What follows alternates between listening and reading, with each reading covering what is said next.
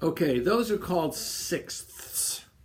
Why are they called sixths? Well, the distance from one note to the other note, is 6 notes apart on a scale.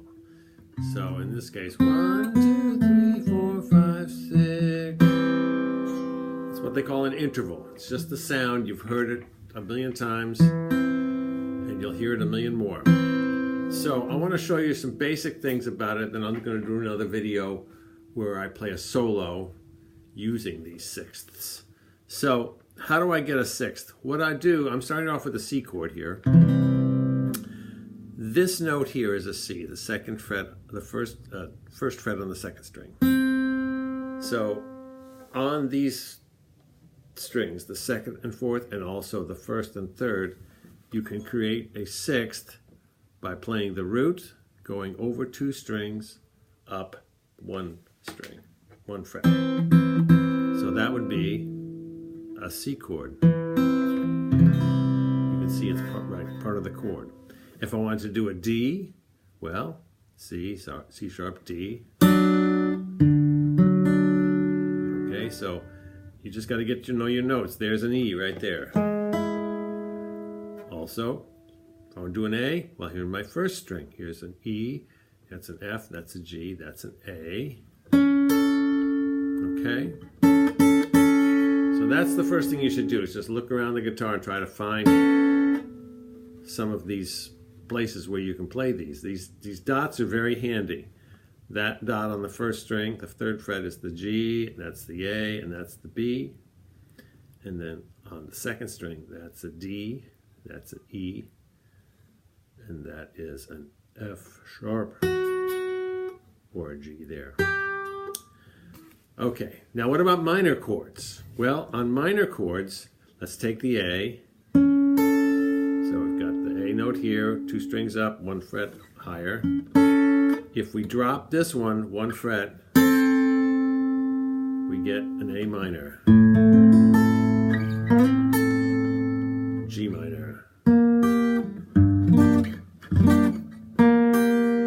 Okay, or let's say we're on a D here.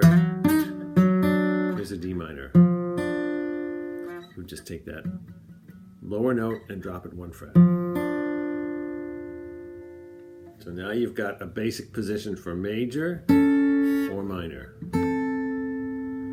Now, it gets complicated, so don't go crazy on me here, but what you're looking for are notes of a chord that are a sixth apart. If you look at a D chord, the 3rd string and the 1st string are a sixth apart. There's no D note in there, the D note's here. But you can still use that for a D. And you're probably thinking, wait a minute, John, you just told me that that's a minor. Well, it is if you're thinking that this is the root. F sharp minor. But it's also used for a D major. There's notes, there's only 12 notes and there's a lot of chords, so people share. It's the easiest way I can tell you. So, if, for example, this is a D, if I want to do an E, here's an E, I can do this, right, because there's my D chord that looks like an E, it is an E chord, or I can also do this. There's my E. All right, a little crazy, but that's all right.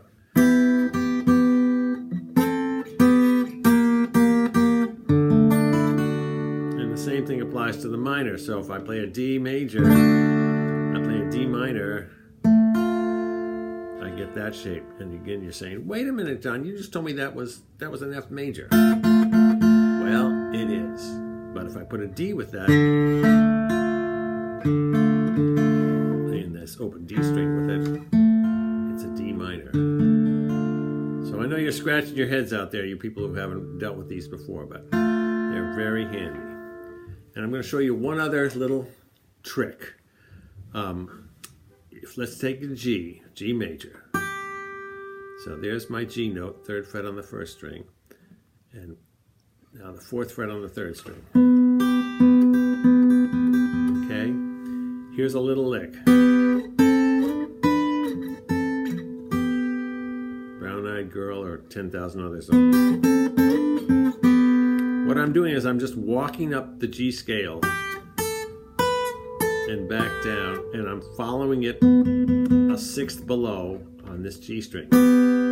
So look at that shape. So 3 and 4, then 5 and 5, and 7 and 7. I like to use these middle two fingers for those that are over each other. So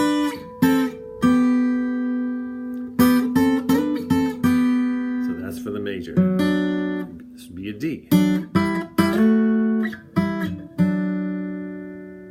Okay, so there's a lot more to this, but cogitate on that for a while, and then if you want, watch, I'm going to post another video now with Nobody Knows You When You're Down and Out. I'm going to show you a solo using just those sixths. Okay, see you later.